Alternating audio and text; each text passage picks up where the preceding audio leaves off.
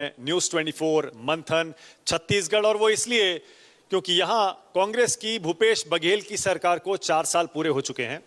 अब चुनाव में 1 साल से भी कम का समय बचा है। ऐसे में कांग्रेस और बीजेपी की तैयारी कितनी है, कौन किस पर भारी है, बीजेपी किन मुद्दों को लेकर चुनाव में जाएगी और तैयारियां दोनों तरफ से क्या हो रही हैं। क्या भूपेश बघेल की सरकार अपने 4 साल के रिपोर्ट कार्ड को जो इस स्टेज पर अभी तक उसने दिखाया है, उस पर बीजेपी क्या कहती है? इन सारे मुद्दों पर बातचीत करने के लिए मेरे साथ डॉक्टर रमन सिंह हैं। डॉक्टर रमन सिंह किसी परिचय के मोहताज नहीं है। छत्तीसगढ़ के 3 बार मुख्यमंत्री रह चुके हैं और जब इनकी सरकार थी लोग इनको चावल वाले बाबा के नाम से भी जानते थे। इनकी मुस्कुराहट सब कुछ कह देती है। डॉक्टर रमन सिंह एक बार फिर से चुनाव की तैयारियों में जुटे हुए हैं। बीजेपी किन मुद्दों को लेकर जाएगी, कितनी तैयार है, उसी पर बातचीत होगी। एक बार फिर से जोरदार तालियां बजा दीजिए डॉक्टर रमन सिंह के लिए। स्वागत है सर, आप कैसे हैं? बहुत बहुत धन्यवाद। क्या कर रहे हैं आजकल, क्या चल रहा है, क्या तैयारी हो रही है चुनाव की? पूरे छत्तीसगढ़ में और खासतौर से 4 साल भूपेश बघेल की सरकार के पूरे हो चुके हैं और अंतिम गिनती शुरू हो गई है। और उल्टी गिनती जब शुरू हो जाती है तो वो सारे तथ्य सामने आते हैं जनता के सामने, एक एक करके, जो 4 साल पहले जनता को वादा और विश्वास दिलाया था। इनके जन घोषणा पत्र और जन घोषणा पत्र में बड़े बड़े वादे किए थे और जन घोषणा पत्र के बनाने वाला खुद अब ये कहने लगा कि मुझे चुनाव लड़ना है कि नहीं लड़ना है। ये स्थिति निराशा की आ गई कांग्रेस के अंदर। बड़े बड़ी घोषणाएं हुई जन घोषणा पत्र में। उन्होंने कहा कि हम शराबबंदी कर देंगे, शराबबंदी तो नहीं हुआ, घर घर पहुंचा के शराब पहुंचाने का काम चल रहा है। 2,500 रुपये नवयुवकों को बेरोजगारी भत्ता देने की बात कही थी, एक भी नवयुवक को 2,500 रुपये बेरोजगारी भत्ता नहीं दिया जा रहा है। किसानों को 2 साल का बोनस देने का वादा किया था, 2 साल का बोनस तो नहीं मिला। कोई पैसा की इंतजार करते हुए किसान को 4 साल वृद्धावस्था पेंशन, विकलांग पेंशन, निराश्रित पेंशन, जो दैनिक वेतन कर्मचारी हैं वो आज आंदोलनरत हैं, वो संविदा कर्मचारी हैं वो आंदोलनरत हैं। समाज के सभी क्षेत्रों में जिस प्रकार व्यापक असंतोष है, तो 4 साल में इसलिए मैं कहता हूं कि उल्टी गिनती शुरू हो गई। लेकिन कांग्रेस के तो नेता कहते हैं कि 68 से भी ज्यादा सीटें इस बार हम लाएंगे, इतना कॉन्फिडेंस है। बीजेपी के पास कोई मुद्दा ही नहीं है। यही बात जनता के बीच जाके जनता के सामने जा रहे हैं हम लोग, और जनता के मन में जो सरकार की आक्रोश है, जो वादा खिलाफी है, गांव में जा रहे हैं, गांव में जा रहे हैं। गांव में न सड़क बन रहे हैं, न पुल बन रहे हैं, न पुलिया बन रहे हैं, न स्कूल बन रहे हैं, न अस्पताल बन रहे हैं। कोई डेवलपमेंट के काम इस 4 साल में हुआ ही नहीं। नरवा गरवा घुरवा बारी के सिवाय कोई नारा लगा नहीं, इसके सिवाय कोई काम हुआ नहीं। और 4 साल में जनता ठगी महसूस कर रही है। ये 4 साल बीत गए। पर वो कह रहे हैं कि सारे उपचुनाव तो हमने जीते हैं, इससे साबित हो जाता है कि हमने सरकार में इतना काम किया और हमारे काम पर जनता मुहर लगा रही है बार बार। सारे उपचुनाव हम जीते। उपचुनाव में धन बल, जल बल, मन शक्ति के आधार पे उपचुनाव में ये स्थिति आ गई कि चुनाव हार रहे थे जब खैरागढ़ गए तो जिला घोषणा करना पड़ा। हिंदुस्तान में किसी राज्य में ऐसा नहीं होगा कि चुनाव के 8 दिन पहले नया जिला का निर्माण उस विधानसभा को बनाया जाए। इतना डर था हार का कि उनको नया जिला निर्माण करना पड़ा। तो ये उसका पैरामीटर नहीं होता। ये उपचुनाव से कोई पूरे छत्तीसगढ़ का मापदंड नहीं किया जा सकता। हाँ, आने वाला 2023 के चुनाव में जरूर फैसला हो जाएगा। अपनी सरकार का आप दावा तो कर ही रहे हैं, क्या आप भी वही कहेंगे जो बीजेपी के सारे नेता कह रहे हैं कि स्पष्ट बहुमत से सरकार बनाएंगे, या कोई सीटों का आंकड़ा आपके जहन में है? नहीं, 100% ये मैं कह सकता हूं कि 23 में भारतीय जनता पार्टी की स्पष्ट बहुमत के साथ, पूर्ण बहुमत के साथ सरकार बनेगी। इसमें अब कोई शंका किसी को नहीं रह गया। 4 साल में भूपेश बघेल के काम को आप कितने नंबर देते हैं? नंबर देने लायक कोई काम किया हो तो नंबर दिया जाता है, और नंबर यदि पेपर कोरा छोड़ दिया जाए तो उसको देखने सफाई के अंक मिल जाते हैं। तो इसमें सफाई के अंक मिलेंगे क्योंकि पूरे पेज खाली हैं। जो डेवलपमेंट का वादा किया था, जो आज मैं आपको जो धरातल की सच्चाई बता रहा हूँ, हमने इस 15 साल की यात्रा में छत्तीसगढ़ में बेसिक इंफ्रास्ट्रक्चर को मजबूत किया। स्कूलें नहीं थी, 20,000 स्कूल से बढ़ा के 60,000 स्कूल का निर्माण किया। 1,000 किलोमीटर 1,800 किलोमीटर प्रधानमंत्री ग्राम सड़क योजना थी, उसको 22,000 किलोमीटर सड़क बनाया। सड़कों का जाल बिछाया, 30,000 किलोमीटर स्टेट हाईवे और नेशनल हाईवे का था, उसको 60,000 किलोमीटर तक पहुंचाने का काम किया। गरीबों को छत्तीसगढ़ में 1 रुपया किलो चावल देने की शुरुआत हमने की। 16% ब्याज दर से सहकारी बैंक से ऋण में 0 ब्याज दर में उनको सहकारी बैंक से कर्ज देने का काम किया। और इनके 4 साल में जो स्कूलें बन गई हैं, जो सड़कें बन गई हैं, उसके रिपेयर के लिए 4 साल में आप आश्चर्य करोगे कि नए काम की बात छोड़िए, पीडब्ल्यूडी डिपार्टमेंट जब अपने काम की लिस्ट जारी करता है तो चौथे साल बजट में प्रावधान रखा तो मुझे लगा कि नई सड़कें होंगी। नए सड़कों का प्रावधान नहीं था, सिर्फ और सिर्फ रिपेयर के लिए, एनुअल रिपेयर के एआर के लिए फंड था। यानी कोई नई सड़क नहीं बनेगी, सिर्फ रिपेयर होगा। सड़क बनेगा तो सिर्फ भूपेश जी के विधानसभा पाटन में, और सड़क बनेगी तो पीडब्ल्यूडी मिनिस्टर के दुर्ग क्षेत्र में। बाकी पूरे छत्तीसगढ़ में गड्ढे ही गड्ढे हैं, सड़क आपको देखने को नहीं मिला। शायद राजीव गांधी पद यात्रा में इसलिए नहीं आए कि उनको मालूम था गड्ढे वाली सड़क में कहाँ चलूँगा मैं। यही जो एक कारण लगता है मुझे। आप 15 साल मुख्यमंत्री रहे, अब 4 साल आप विपक्ष में रहे, क्या आप मिस करते हैं छत्तीसगढ़ की सरकार में मुख्यमंत्री के तौर पर रहना? वो दिन याद आते हैं? आपको लगता है कि वो क्यों हार गए? आज भी पिछली हार का आप विश्लेषण करते हैं क्या? हार के स्पष्ट रूप से कारण समझ में आता है कि जनघोषणा पत्र में जो वादे किए थे, उस वादे के भ्रम में छत्तीसगढ़ की जनता आ गई।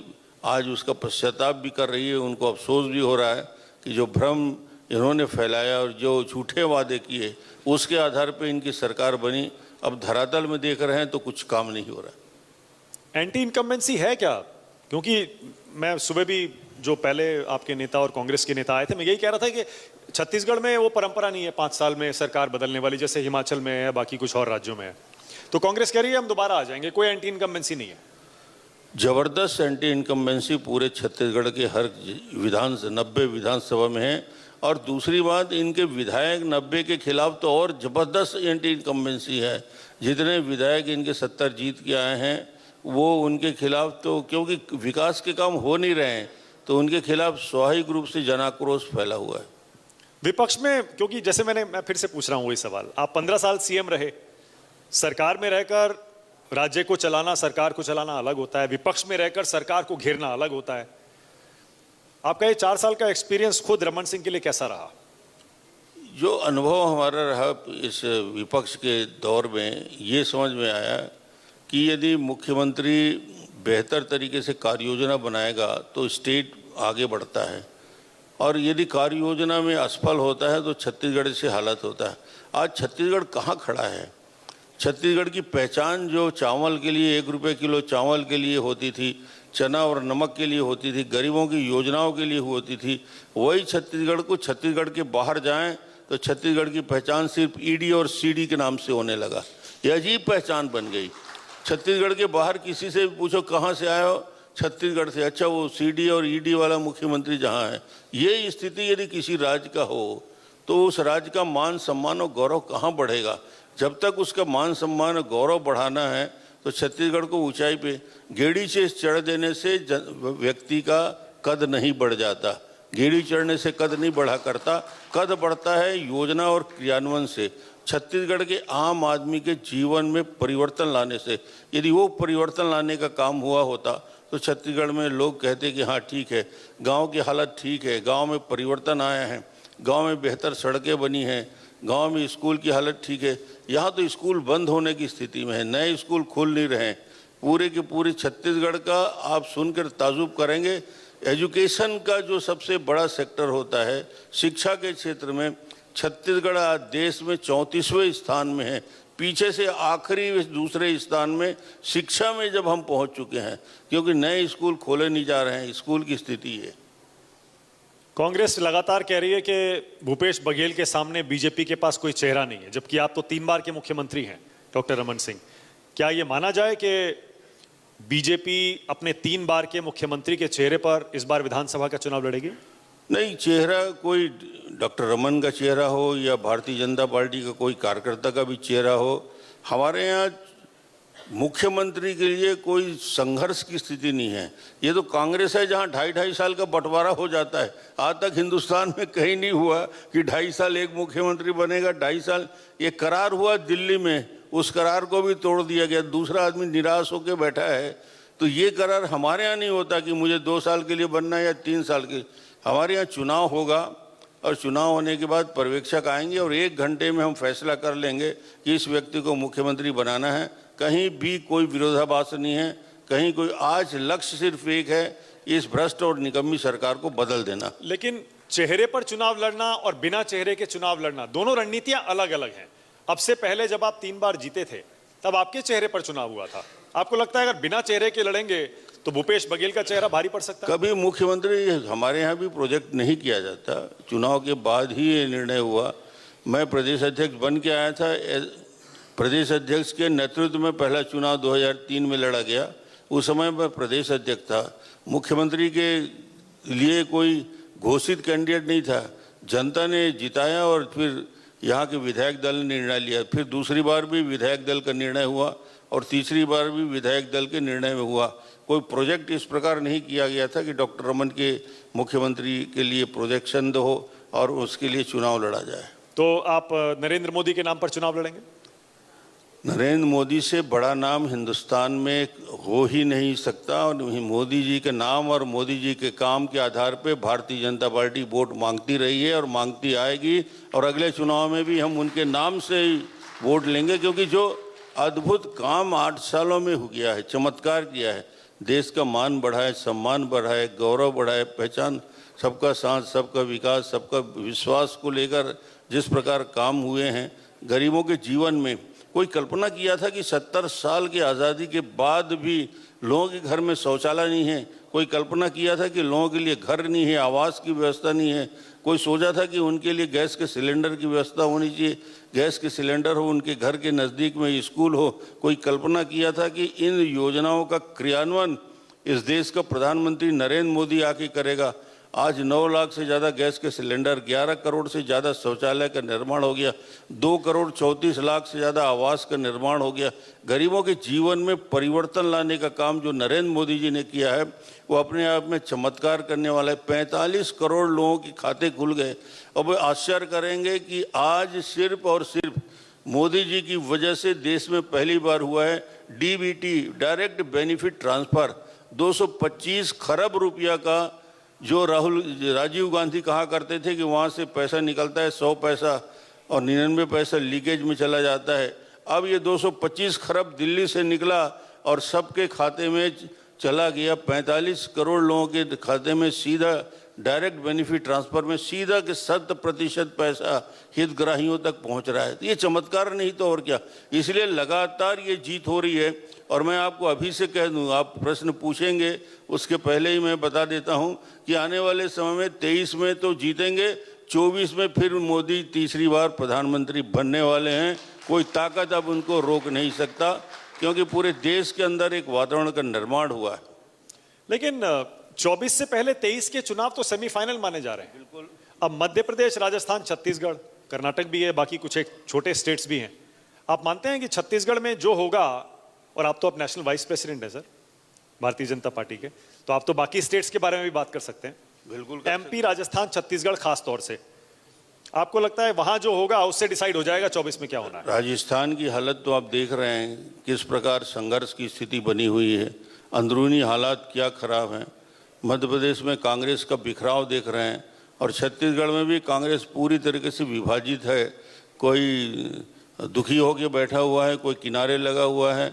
तो इनके अलग अलग तरीके से चुनाव लड़ रहे हैं। तो ये तीनों राज्य, राजस्थान हो, छत्तीसगढ़ हो या मध्य प्रदेश हो, मैं आपको कहना चाहूँगा कि 2023 में फिर से ये तीनों राज्यों में भारतीय जनता पार्टी की सरकार बनेगी। और तीनों में नरेंद्र मोदी चेहरा होंगे? नरेंद्र मोदी जी ही चेहरा हैं पार्टी के। वो चाहे राष्ट्रीय चुनाव हो, चाहे प्रदेश के चुनाव हो, उनके नाम से ही हम वोट मांगने निकलते हैं और उसी में हम सफल होंगे। कोई ऐसे राष्ट्रीय मुद्दे जो आप छत्तीसगढ़ में उठाना चाहें इस बार? राष्ट्रीय मुद्दे यहाँ के तो आपने गिनाए अभी, और यहाँ के आप 3 बार के मुख्यमंत्री भी रहे हैं 15 साल, वो मुद्दे तो उठाएंगे ही। पर नेशनल इश्यूज असेंबली इलेक्शन में मुद्दे बनेंगे क्या? नेशनल इशू असेंबली इलेक्शन में मुद्दे बनते हैं, बिल्कुल बनते हैं। इस देश के सैकड़ों साल पुरानी जो इस देश के संस्कृति, संस्कार और वैचारिक लोगों के मन में जुड़ा हुआ विषय था।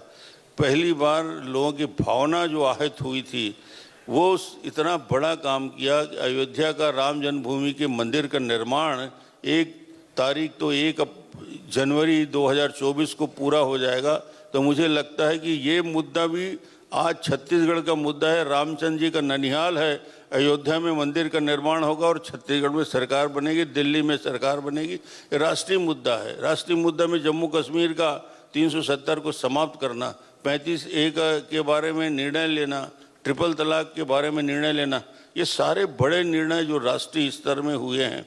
ये जल जीवन मिशन अपने आप में अद्भुत योजना है। 9 करोड़ लोगों के जीवन में पानी देने का काम जो माननीय प्रधानमंत्री जी कर रहे हैं, वो पहली बार हुआ है कि घर घर में नल लगने की योजना है और उसका क्रियान्वयन हो रहा है।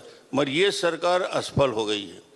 मैं फिर से कहना चाहूँगा, वहाँ से 16 लाख आवास, प्रधानमंत्री आवास योजना में 16 लाख आवास स्वीकृत होता है। स्वीकृत होकर छत्तीसगढ़ सरकार को सूचित किया जाता है कि 16 लाख गरीबों के आवास के लिए आप अपना शेयर दीजिए, मगर न शेयर दिया इन्होंने 40%, न वो मकान बने। 16 लाख गरीब परिवार क्या भूपेश बघेल को कभी वोट देंगे? वो इस जन्म में तो देने वाले नहीं है, क्योंकि उनका आवास छीना है। 16 लाख गरीबों का आवास छीनने के बाद किस मुंह से, किस हिम्मत करेंगे कि उनसे जाकर वोट की बात करें? नल जल योजना, जल जीवन मिशन, 9 करोड़ लोगों को पानी पहुंचाने का काम, आज वो पूरी योजना सिर्फ और सिर्फ 24% काम पूरा हुआ है, जबकि उसको 2021 में कंप्लीट हो जाना था।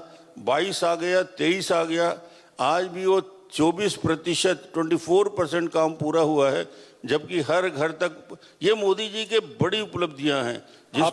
आपने अभी नेशनल इश्यूज गिनाए, उसमें क्या मैं यूनिफॉर्म सिविल कोड या जनसंख्या नियंत्रण बिल ये जोड़ दूं? बिल्कुल जोड़ सकते हैं। आप अगर मुख्यमंत्री बने तो क्या यूनिफॉर्म सिविल कोड छत्तीसगढ़ में लागू करेंगे? आवश्यकता है, और अब तो सुप्रीम कोर्ट ने भी कह दिया कि जिस इश्यू को लेकर, धर्मांतरण के मुद्दे को लेकर सुप्रीम कोर्ट में जब बहस चल रही है, तो उन्होंने कहा कि ये एक समस्या का समाधान है इस देश में, और उसके लिए छत्तीसगढ़ सरकार सहमत है, यानी भारतीय जनता पार्टी से सहमत है। यूनिफॉर्म सिविल कोड मतलब आप चाहते हैं यहाँ आए? बिल्कुल हो सकता है, होगा। तो आप लाएंगे अगर आप सीएम बने तो? बिल्कुल, हमारी सरकार बनेगी तो हम इसके लिए लाने के लिए पहल करेंगे। जनसंख्या नियंत्रण बिल पर भी आपकी कोई राय है क्या छत्तीसगढ़ के लिहाज से? देखिए, जनसंख्या नियंत्रण के बिल के बारे में इस बात के लिए आम सहमति बनाने की जरूरत है देश में, और सबसे बातचीत करके इसके लिए रास्ता निकालने की जरूरत पड़ेगी।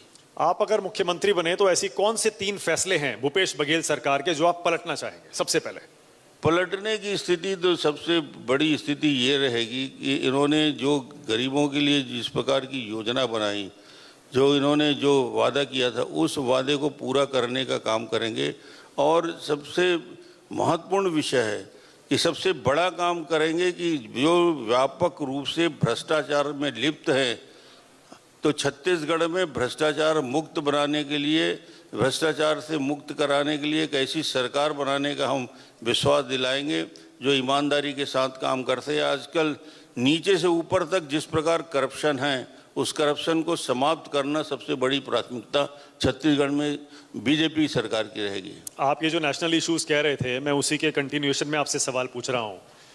भूपेश बघेल ने भी, उनकी सरकार ने भी सॉफ्ट हिंदुत्व का रास्ता अपनाया है। उनकी कुछ एक नीतियां हैं, गाय हो, गोबर की बात हो, या फिर राम वन गमन पथ और तमाम चीजें हैं। हिंदुत्व का मसला ऐसा तो नहीं, राष्ट्रवाद का मसला छत्तीसगढ़ में अब नहीं चलने वाला? उनको उन्होंने न्यूट्रलाइज कर दिया है उन मुद्दों को। देखिए, राष्ट्रवाद का मुद्दा चुनावी मुद्दा बिल्कुल नहीं होता कि चुनाव में कोई राष्ट्रवाद की बात को कर जाते। ये तो वैचारिक सोच की बात रहती है और उस दिशा में हम लोग चलते भी हैं। सवाल ये है कि राम गमन पथ के बारे में बोल देने से कुछ नहीं होता। राम गमन पथ का ये पूरी योजना गवर्नमेंट ऑफ इंडिया की है, केंद्र सरकार की है। सेंट्रल गवर्नमेंट उसके लिए तैयार करती है और उसके लिए स्वीकृति देती है। एक भी काम पथ गमन के रोड में कहीं सड़क का निर्माण, कहीं गेस्ट हाउस का निर्माण, कहीं ब्यूटिफिकेशन का काम, कहीं सौंदर्यीकरण का काम, कहीं कोई काम किया हो, बजट में 1 रुपये का भी प्रावधान नहीं रखा। सिर्फ नारे लगा देने से काम नहीं होता। मंडल वर्सेस कमंडल, इस तरह की राजनीति, इस तरह का चुनाव आप देख रहे हैं क्या 23 में और 24 में? नहीं, क्योंकि आरक्षण भूपेश बघेल उसके बड़ा मुद्दा बना रहे हैं, कह रहे हैं हमने तो देखो 76% करके दे दिया, अब आपकी राज्यपाल उस पर बैठी हुई हैं, उसे आगे ही नहीं बढ़ा रही। आरक्षण में भूपेश जी खुद उलझे हुए हैं। मैं आपको आरक्षण का यथार्थ और सच्चाई बताना चाहता हूँ। 2012 में जब छत्तीसगढ़ और मध्य प्रदेश अलग हुए थे तो उस समय आबादी के आधार पे पॉपुलेशन का जो रेशो हुआ करता था, उसमें मध्य प्रदेश जब संयुक्त छत्तीसगढ़ का हिस्सा था तो उस समय अनुसूचित जनजाति यानी ट्राइबल पॉपुलेशन 20% पूरे स्टेट में आता था, मध्य प्रदेश और छत्तीसगढ़ को मिला के।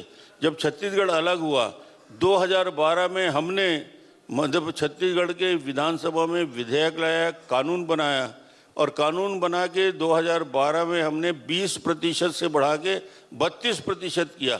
2012 से चल के ये लगातार चलता रहा। अंत में कांग्रेस के ही लोगों ने हाई कोर्ट में जाकर, उन लोगों के नाम नहीं लेना चाहता, अनुसूचित जाति और जनजाति के आरक्षण को यदि हाई कोर्ट में किसी ने पिटीशन लगा के निरस्त किया तो कांग्रेस के लोग हैं जो आज लाल बत्ती में घूम रहे हैं। तो एक तरफ तो आप इस प्रकार की रणनीति करते हो कि अपने आदमी को भेजकर कोर्ट में इसके खिलाफ, हाई कोर्ट में उनको उसके खिलाफ कार्रवाई करते हैं, और वो यदि निरस्त हो गया तो आपको अच्छे वकील खड़ा के सुप्रीम कोर्ट तक जाना था। ओपीएस मुद्दा बनेगा क्या? हिमाचल में चल गया और एक एक करके देख रहे हैं बहुत सारे राज्य जहां आपकी सरकारें नहीं हैं, वहां पर आपके विपक्षी विरोधी जो हैं वो उसको लागू कर रहे हैं। छत्तीसगढ़ में भी ओपीएस बड़ा मुद्दा बनने जा रहा है, आप तैयार हैं इसके लिए? मुद्दा है और उस पर हम लोग विचार कर रहे हैं। कुछ अभी तक तो कुछ सोचा होगा आपने कि अभी रणनीति बनाना तय हो सकता है कि आप ओपीएस पर पुनर्विचार करें, संभावना है? बात करेंगे, अभी उसमें निर्णय नहीं हुआ, पर पुनर्विचार एक जारी है अंदर पार्टी में, बात करेंगे। ओके।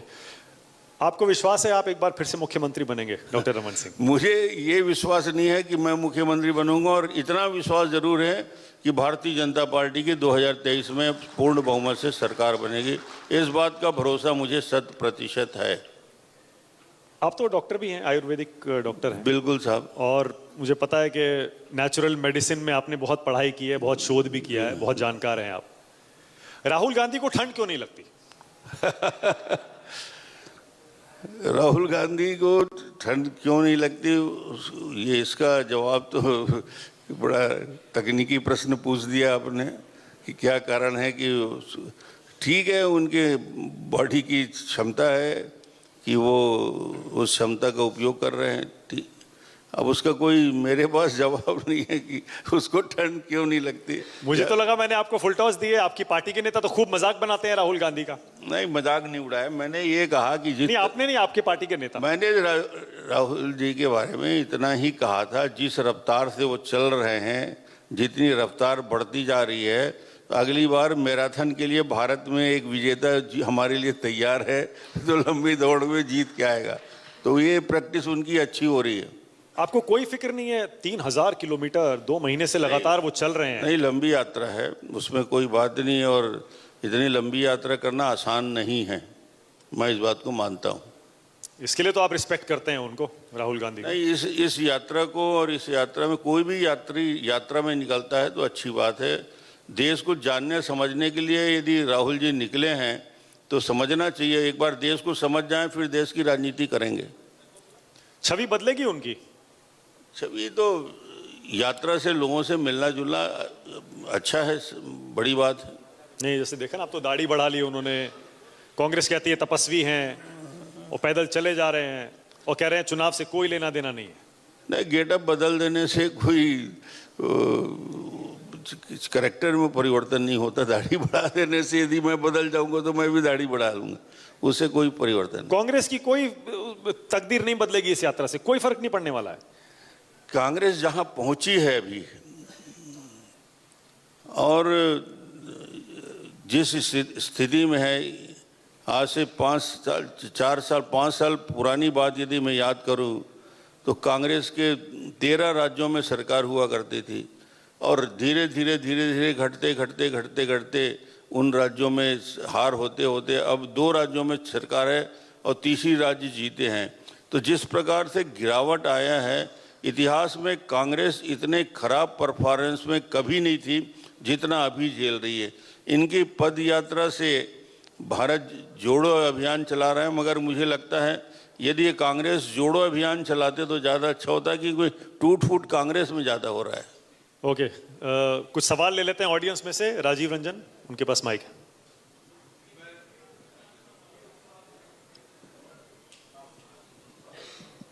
माइक ऑन कर दीजिए, राजीव के माइक में आवाज नहीं आ रही है। मेरा सवाल, मैं सवाल पूछने वाला था, उससे पहले ही आपने कह दिया डॉक्टर साहब कि आपको विश्वास ही नहीं है कि आप मुख्यमंत्री बनेंगे कि नहीं बनेंगे बीजेपी की जीत के बाद। तो क्या ये माना जाए कि 2023 का जो यहाँ चुनाव होगा वो भूपेश बघेल बनाम नरेंद्र मोदी होगा, राज्य का कोई नेता नहीं होगा? नहीं, भूपेश बघेल के खिलाफ बीजेपी रहेगी। बीजेपी का नेतृत्व हमारे पास है, मजबूत नेतृत्व है जो लगातार यहाँ पे काम कर रहा है। तो संगठन हमारी की मजबूती है, तो हम सब मिलके सामूहिक रूप से लड़ेंगे। कोई क्या इसके पहले चुनाव हुआ था तो भूपेश बघेल का चेहरा सामने था क्या?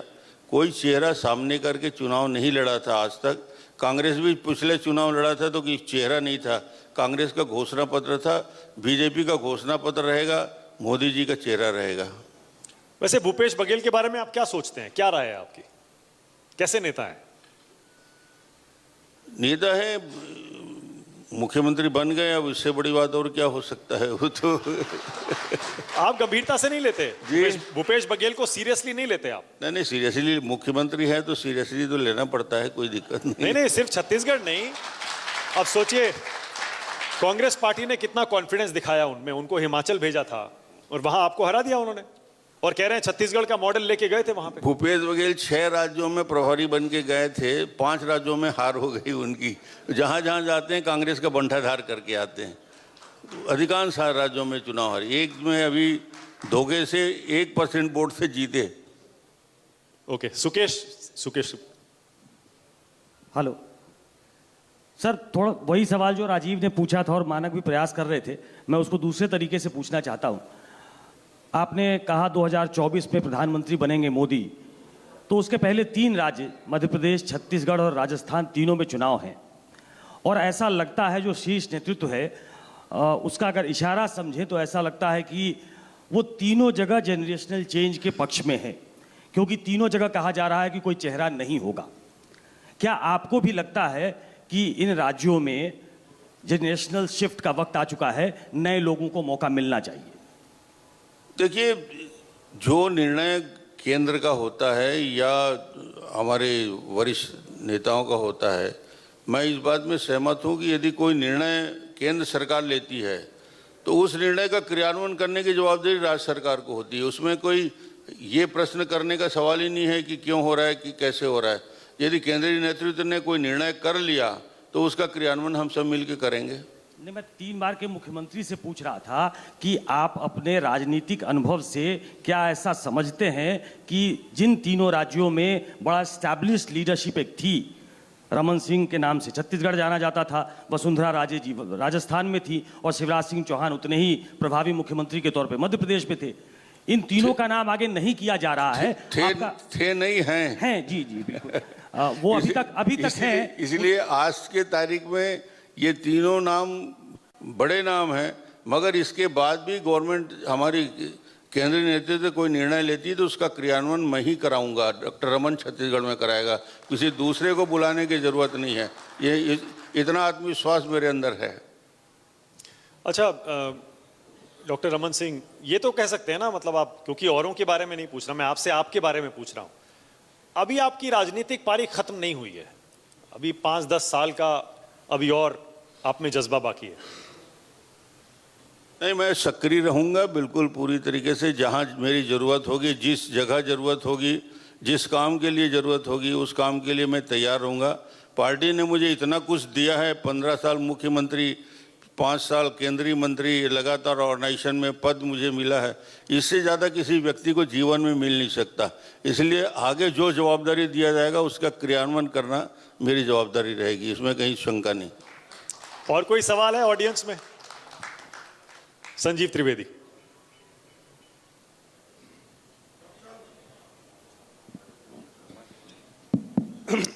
डॉक्टर साहब, अभी एक सवाल आपके सामने आया पुरानी पेंशन योजना को लेकर। जी, पुरानी पेंशन योजना को लेकर अब से थोड़े दिनों पहले ओल्ड पेंशन स्कीम, संसद में वित्त मंत्री ने ये जवाब दिया था कि हम उसका दोबारा लागू करना हमें नहीं है, पुरानी पेंशन योजना के खिलाफ बीजेपी है। आपके जवाब से अभी ऐसा लग रहा है कि कहीं ना कहीं आप इस पर एक रिप्लाई फॉर्म करने की प्रोसेस में हैं। आप उसी फर्मनेस के साथ इसे मना नहीं कर रहे हैं। अभी तो क्या यहां से ये संदेश लेकर के हम लोग जा सकते हैं? आपको क्लियर कर दूं कि ओल्ड पेंशन स्कीम के बारे में आज यहाँ के कर्मचारी संघों की भी राय स्पष्ट नहीं आ पाई है। वो भी ये नहीं बता पा रहे कि हम उसके साथ रहेंगे, क्योंकि इतनी राशि जमा कराने के लिए 4 से लेकर 22 तक के पैसा कहाँ से लाके डिपॉजिट करेंगे, कहाँ से निकाल के रहेंगे। तो आज वो लोग भी कंफ्यूज्ड हैं कि उस योजना में उनको जाना है कि नहीं जाना है। कर्मचारी भी इससे सहमत नहीं है फिलहाल। नहीं, बीजेपी छत्तीसगढ़ में क्या संदेश दे रही है? देखिए, कर्मचारियों को तो फायदा है, तो अंततोगत्वा वो इसके नहीं, पक्ष में सबको फायदा नहीं है। उसको एनालिसिस करोगे तो 2 कैटेगरी में अलग अलग तरीके से उसका एनालिसिस हो सकता है। जो दैनिक जो शिक्षाकर्मी से रेगुलर हुए हैं उनका बहुत कम ड्यूरेशन है, उनको फ़ायदा कम है, और बाकी लोगों को ज़्यादा है। तो इसका एनालिसिस करने की ज़रूरत पड़ेगी। डॉक्टर रमन सिंह, जब से आप नेशनल पॉलिटिक्स में आए हैं पिछले 4 साल में और नेशनल वाइस प्रेसिडेंट बने हैं बीजेपी के, आपने बीजेपी की बहुत सारी सरकारें बढ़ते हुए देखी हैं। 19-20 सरकारें हो गई हैं। Best performing chief minister BJP states में आपको कौन सा लगता है? मुझे पता है बड़ा मुश्किल सवाल है, लेकिन फिर भी। आज तक के इतिहास में सबसे बेस्ट परफॉर्मेंस किसी ने मुख्यमंत्री रहते किया हो तो नरेंद्र मोदी ने किया है कि मुख्यमंत्री रहते प्रधानमंत्री बन गए। इतना शानदार परफॉर्मेंस उनका रहा, तो ये 2 अद्भुत रहा है। कोई व्यक्ति मुख्यमंत्री रहते इतना अच्छा काम करे कि देश का नेतृत्व मिल जाए, तो उससे बेहतर व्यक्ति हम ढूंढने नहीं मिलेगा। और नरेंद्र मोदी के बाद? उसके बाद तो बहुत सारे चेहरे हैं जिसको नाम लिया जा सकता है, और कई नाम हैं। हाँ, मैं समझ गया। थोड़ा मुश्किल सवाल है, क्योंकि आप वाइस प्रेसिडेंट हैं और जाहिर है बड़े नेता होने के नाते किसी भी एक मुख्यमंत्री को चुनना मुश्किल होगा। तो अब ये मान लिया जाए डॉक्टर रमन सिंह के आने वाला चुनाव छत्तीसगढ़ की सरकार के जब चुनाव के करीब जाएंगे कामकाज पर भी होगा, और बीजेपी के जो कोर एजेंडा के मुद्दे हैं वो भी आप जोर शोर से स्टेट में उठाने पूरी आक्रामकता के साथ आने वाले 10 महीने 11 महीने जो समय बाकी है, हम उन मुद्दों को उठाएंगे। हमारे पास 3 इशू हैं। 15 साल की उपलब्धि को लेकर जाएंगे, 8 साल के नरेंद्र मोदी जी ने जो काम किया है उसको लेके जाएंगे, और 4 साल के भूपेश सरकार के जो असफलता है उसको लेके जाएंगे। ये 3 मुद्दे को लेकर जाएंगे और उन योजनाओं को जनता तक ले जाने का काम आपके पड़ोसी देश में शिवराज जी कैसा काम कर रहे हैं? शिवराज जी बहुत अच्छा काम कर रहे हैं। बहुत नपे तुले बोलते हैं, बहुत नपे तुले बोलते हैं। अभिलाष एक सवाल पूछना चाह रहे हैं। अभिलाष। सर, मैं ये जानना चाह रहा था कि अभी रिसेंटली छत्तीसगढ़ के, क्योंकि हम जनहित के मुद्दे उठाते रहते हैं, तो कुछ चीजें हैं जहां बीजेपी की संसद में इतनी ज्यादा स्ट्रेंथ होने के बाद भी हमें ऐसा लगता है कि आप छत्तीसगढ़िया हक या छत्तीसगढ़िया जरूरत से ज्यादा पार्टी लाइन को तवज्जो देते हैं। खासतौर से ट्रेनों के कैंसिलेशन की जो बात थी कोयला ढुलाई के लिए, बड़े लंबे वक्त तक वो रहा, और उसको तो आप बहुत करीब से जानते हैं। केंद्र में आपने पूरी चीजें संभाली हैं, वहां इतना बड़ा एक लैप्स था, और हम देख रहे थे कि छत्तीसगढ़ के इतने सारे सांसद छत्तीसगढ़ के लोगों की आवाज नहीं उठाते थे। न्यूज़ 24 कवर करके दिखाता था कि अस्पताल से लोग स्टेशन पर बैठ करके वहां कोशिश कर रहे हैं, उन्हें पता नहीं मिल रहा है कि गाड़ी कैंसिल है क्या है, और ये पिछले 8 महीने से लंबे समय से चल रहा है। तो क्या आप लोग पार्टी लाइन से इस कदर बन जाते हैं कि जनता के हित को भी थोड़ा बहुत नजरअंदाज करना पड़ रहा है आपको? नहीं, जनता के हित को नज़रअंदाज करके कोई पार्टी जीवित नहीं रह सकती, और इस सारे मुद्दों को बात भी कर रहे हैं, और धीरे धीरे आप देख रहे हैं कि जो समस्या थी उसका निराकरण होना भी प्रारंभ हो गया है। उस समय कोविड के दौरान कुछ प्रॉब्लम थे, टेक्निकल प्रॉब्लम, मगर अब वो सारे चीज़ों का समाधान हो रहा है और रेगुलराइज करने का प्रयास चल रहा है। सुधीर शुक्ला, सुधीर जी। रमन सिंह जी, बड़ी ताज्जुब की बात यह है कि 15 साल तक आपने इस प्रदेश को संभाला, बनाया, तो आज कितने विश्वास से ये कहना चाहिए आपको, हाँ रमन सिंह ही इस प्रदेश का दोबारा मुख्यमंत्री होगा? सिर्फ इतना मेरा आपसे आग्रह है। देखिए, जोरदारी से बोलना चाहिए हर जगह। इससे पहले मोदी जी ने चुनाव नहीं जीता था, उस वक्त रमन सिंह ने चुनाव जीता था। देखिए, आज क्या रमन सिंह इतने कमजोर हो गए?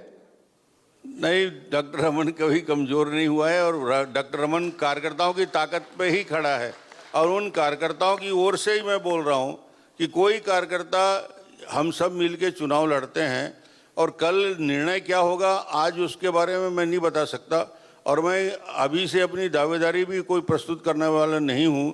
मुझे लगता है कि पार्टी को इस बारे में निर्णय करना है, वो सबसे बेहतर जज होते हैं। थैंक यू साहब। ओके, राजीव, एक सवाल और है। डॉक्टर साहब, मेरा सवाल ये है कि आप भारतीय जनता पार्टी के 2 युगों में 2 युग देख रहे हैं। अटल आडवाणी युग से आपने भारतीय जनता पार्टी की राजनीति देखी, वहां से आप केंद्रीय मंत्री बने, मंत्री बने। आज मोदी शाह का युग है।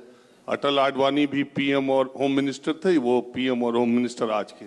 इन दोनों लीडरशिप में आप क्या अंतर महसूस करते हैं कार्यप्रणाली के तौर पर? देखिए, दोनों लीडरशिप के अंतर सिर्फ इतना मैं देख रहा हूं कि अटल जी के नेतृत्व में जब भारतीय जनता पार्टी सरकार बनी तो वो 27 पार्टियों की सरकार चलाने का अनुभव उनके पास आया और उनके पास मिनिमम जो प्रोग्राम बना के चले उसका क्रियान्वयन करने की जवाबदारी आई। तो उस समय भारतीय जनता पार्टी के जो कोर इशू थे या जनसंघ के समय से जिन मुद्दों को लेकर हमने वादा किया था लोगों से, उन मुद्दों को पूरा करने में चूंकि हमारे पास बहुमत नहीं था, उसका क्रियान्वयन उस समय नहीं हो पाया। जो संकल्प अटल जी ने लिया था उस संकल्प को मोदी जी ने पूरा किया और आज ये संकल्प पूरा करने की जवाबदारी मोदी जी के ऊपर है क्योंकि ये संकल्प हमारे वरिष्ठ नेताओं ने लिया था। तो आधार उन्होंने बनाया, फाउंडेशन उन्होंने बनाया, उस फाउंडेशन पे भव्य इमारत बनाने का काम नरेंद्र मोदी जी कर रहे हैं। तो दोनों का योगदान अपने आप में अद्भुत है। एक सवाल और है। सर, मेरा सवाल ये है, भूपेश बघेल के छत्तीसगढ़िया माइक ऑन करो, माइक ऑन करो। भूपेश बघेल की छत्तीसगढ़िया संस्कृति का रंग क्या बीजेपी पर चढ़ने लगा है? डॉक्टर रमन सिंह का एक वीडियो लाल भाजी और जिमी कांदा वाला खूब वायरल हुआ, क्या कहेंगे सर उस पर? कोई खतरा है इससे? अरे मैं भैया 20 साल से जिमी कांदा लाल भाजी खावत हूँ। आज के नो है छत्तीसगढ़िया, सबो छत्तीसगढ़िया जिमी कांदा खाते हैं। कोनो गांव में, कोनो तिहार बार में, कोनो घर में चल दो, मरनी हरनी में चल दो, तो कखरो यहाँ भी जावे तो सबले बढ़िया सब्जी जिमी कांदा काटी खवाई, जद का सगा है तेन ला जिमी कांदा खवाते हैं। तो जिमी कांदा भूपेश पेटेंट नहीं करा है भैया, ओखर लाल भाजी हमारे सबके प्रिय भोजन का। कखरो घर में जावे खाए बर तो लाल भाजी जरूर बना ही हुआ, तो ओखर लिए चिंता करे की जरूरत नहीं है कि भूपेश बघेल खा लीस तो ओखर नाम से पेटेंट हो गए, दूसर नहीं खा सके। डॉक्टर रमन सिंह, अरविंद केजरीवाल की आम आदमी पार्टी भी इस बार चुनाव लड़ने की तैयारी कर रही है। गुजरात की तरह क्या यहाँ भी वो कोई चमत्कार कर सकते हैं? नहीं, यहाँ कोई बहुत ज़्यादा मुझे नहीं लगता कि केजरीवाल जी का कोई बहुत बड़ा प्रभाव या उनके लोग हों। तो अभी फिलहाल उनके कोई बहुत बड़ा ऑर्गेनाइजेशन भी खड़ा नहीं हुआ है। उनके बारे में सोचते क्या हैं, क्या विचार हैं आपके अरविंद केजरीवाल के बारे में? केजरीवाल के बारे में यही कह सकता हूँ कि स्थानीय मुद्दों को लेकर वो काम करते हैं और लोगों के उन मुद्दों को फुलफिल करने का काम करते हैं जो तत्कालिक लाभ के हों, दूरगामी उसके परिणाम जो भी हो, मगर तत्कालिक लाभ के लिए उनको वोटों में कन्वर्ट करने की ताकत उनके अंदर है। मतलब लॉन्ग टर्म आप उनमें पोटेंशियल नहीं देखते? लंबे समय के लिए देश की इकोनॉमी के लिए, उस प्रदेश के ग्रोथ के लिए उतना उपयोग नहीं है जितना शॉर्ट ड्यूरेशन के उनके पास प्रोग्राम है। पर पार्टी तो बढ़ रही है अभी उनकी, गुजरात में भी देखिए 13-14% वोट आ गए। बढ़ रही है, स्थायी रूप से बढ़ रही है। बहुत सारी पार्टियां आती हैं, ग्राफ बढ़ता है, बाद में फिर 2-3 चुनाव बाद उनकी हालत क्या होती है, उन पार्टियों को देख भी रहे हैं हम। ओके, बहुत धन्यवाद doctor Raman Singh. Thank you very much, बहुत बहुत धन्यवाद। बेबाकी से, इतने सब्र से, पेशेंस के साथ सारे सवालों के जवाब दिए, बहुत बहुत धन्यवाद डॉक्टर रमन सिंह। न्यूज़ 24 पर मंथन के इस सेशन में इतना ही। छोटा सा ब्रेक ले रहे हैं, ब्रेक के बाद कहीं जाइए मत, ब्रेक के बाद मुख्यमंत्री भूपेश बघेल।